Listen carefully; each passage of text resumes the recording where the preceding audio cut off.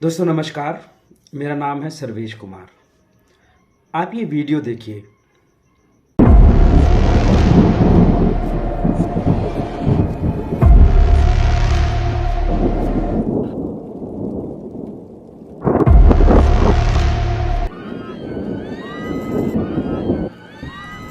Wow, profit जी की shadow prayer करते ही लोग हुए आजाद।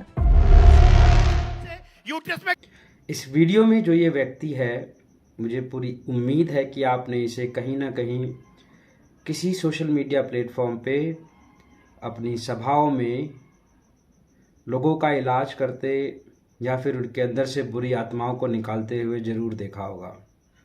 ये अपनी सभाओं में बड़ी बड़ी बीमारियों का इलाज सिर्फ छू करके कर देते हैं। इनकी सभाओं में कैंसर जैसी बड़ी बीमारियों का भी इलाज होता है।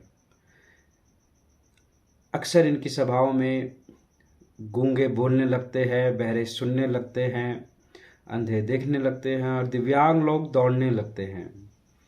हमने तो यहाँ तक सुना है कि ये मृत लोगों को भी जिंदा कर देते हैं। आइए इस महान व्यक्ति के बारे में अपनी जानकारी को बढ़ाते हैं। इस व्यक्ति का नाम है बजिंदर सिंह। 10 सितंबर 1982 को हरियाणा के यमुनानगर जिले के एक जाट परिवार में इनका जन्म हुआ। इनकी प्रारंभिक शिक्षा स्थानीय स्कूलों में हुई। जवानी के दिनों में अक्सर ये दोस्तों के साथ समय बिताने लगे। साल 2012 में एक कत्ल के मुकदमे में इनका नाम आया और इनको जेल जाना पड़ा।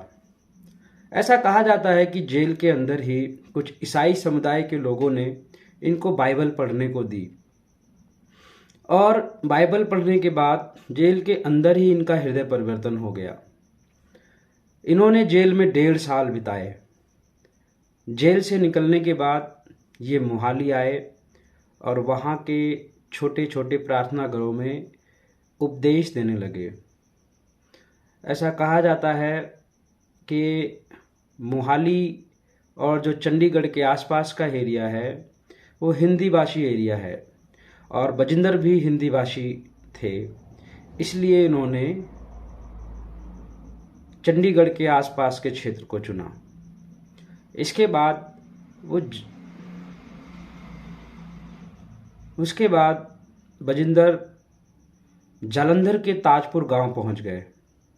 वहां जाने का भी कारण यही था कि वो एरिया भी हिंदी भाषी है। ताजपुर गांव में इन्होंने अपनी मिनिस्ट्री की नींव रखी, जिसका नाम इन्होंने रखा church of glory and wisdom. इस समय बजिंदर सिंह के यूट्यूब पर लगभग 30 लाख सब्सक्राइबर्स हैं और इनकी मिनिस्ट्री की देश विदेश में 260 शाखाएं हैं।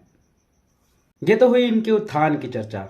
आइए इनके पतन की भी चर्चा कर लेते हैं। साल 2018 में चंडीगढ़ के पास जीरकपुर की रहने वाली एक महिला ने इनके ऊपर एफआईआर कराई कि इन्होंने सिक्योरिटी से मिलाने के बहाने अपने घर पे बुला के उसका बलात्कार किया है। बजिंदर को पुलिस ने दिल्ली एयरपोर्ट से गिरफ्तार किया था। 2 महीने जेल में रहने के बाद उनको इस केस में जमानत मिल गई और इस केस की सुनवाई अभी तक जारी है। साल 2021 में एनसीपीसीआर ने चंडीगढ़ के डिप्टी कमिश्नर मनदीप सिंह बराड़ को चिट्ठी लिखकर बताया कि बजिंदर सिंह अपने सभाओं में बच्चों का उपयोग अंधविश्वास से जुड़ी हुई गतिविधियों में करते हैं, इसलिए उनके ऊपर एक्शन लिया जाए। इसी साल मुंबई के एक परिवार ने बजिंदर पर इल्जाम लगाया कि उन्होंने उनकी कैंसर पीड़ित बेटी का इलाज करने के लिए 80,000 रुपये की मांग की और बाद में उनके मिनिस्ट्री के लोगों ने उनसे मृत बच्चे को जिंदा करने के लिए भी पैसों की मांग की।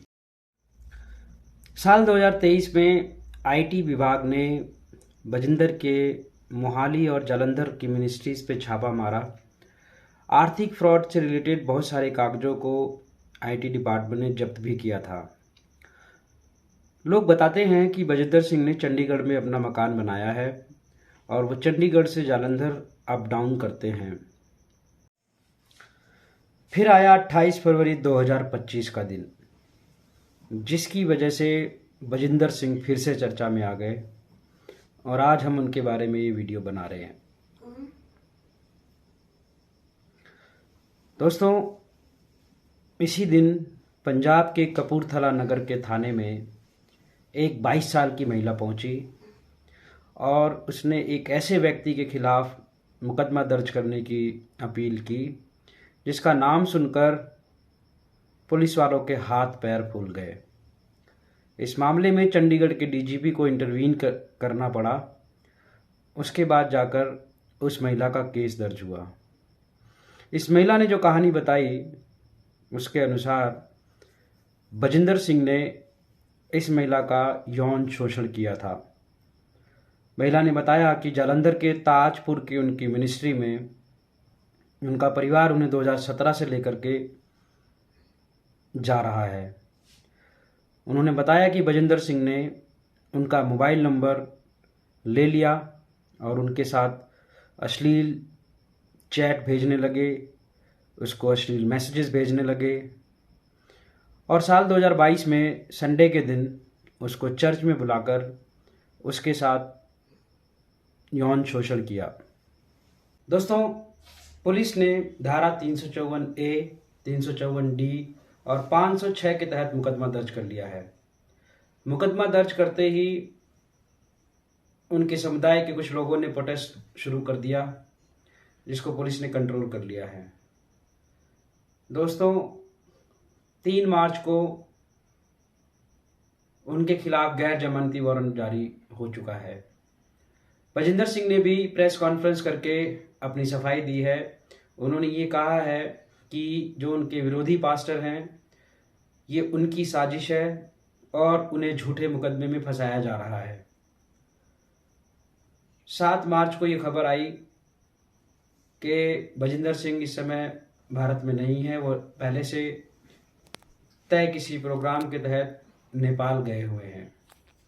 दोस्तों, इस मामले में महिला आयोग ने भी संज्ञान लिया है और उन्होंने उस महिला को सुरक्षा देने के साथ साथ इस मुकदमे में क्या एक्शन लिया गया है इसकी जानकारी भी पुलिस से मांगी है।